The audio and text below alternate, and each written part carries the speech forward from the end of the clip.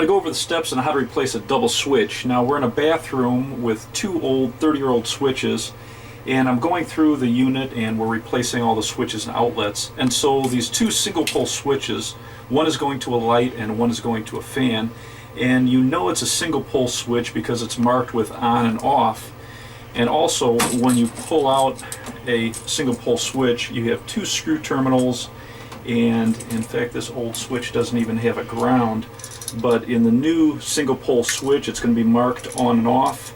You're going to have two screw terminals and then a green ground screw.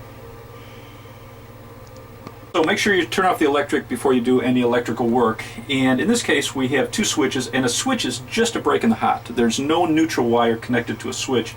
In fact, in this case the neutral wires are twisted together with a wire nut. And we're going to look at the way these are connected, and this is kind of unique. You're either going to have a hot coming in and it's going to be wired with two pigtails going to each switch, or in this case what the electrician did is he stripped this wire right in the center and he's bringing the electric from the service panel into this switch, and this will operate the light, and then he connected it right to this other switch, and that's going to be connected going up to the fan, and then it goes on to something else down the circuit. So we're just going to leave it the way he had it connected, but just to let you know, you may find a different connection, so just see what you have and you're going to reconnect your new switches the same way. So now what I'm going to do is I'm just going to unscrew these wires and we'll hook up the new switches. So again, just to show you the wiring scheme here, we've got hot coming in from the service panel, and it's feeding both of the switches, and then it's going on the circuit to something else.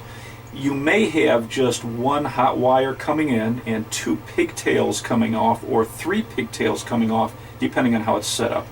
But what you're going to have, and you may want to just take a little piece of masking tape and put it on the two wires from the one switch, and then leave the other one without masking tape so it's easy to rewire.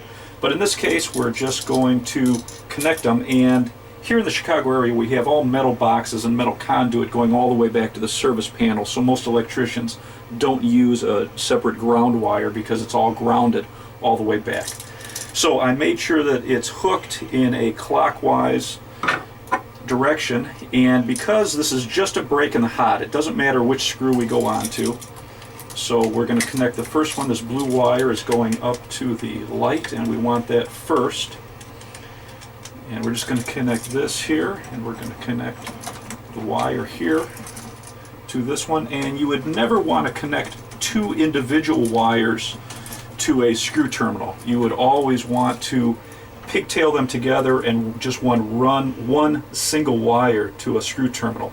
But because the electrician split the insulation right in the center of this wire, we really basically have one wire onto the screw terminal. So we're going to leave it like that, and we'll just put this second switch here, and that yellow wire is going up to the fan.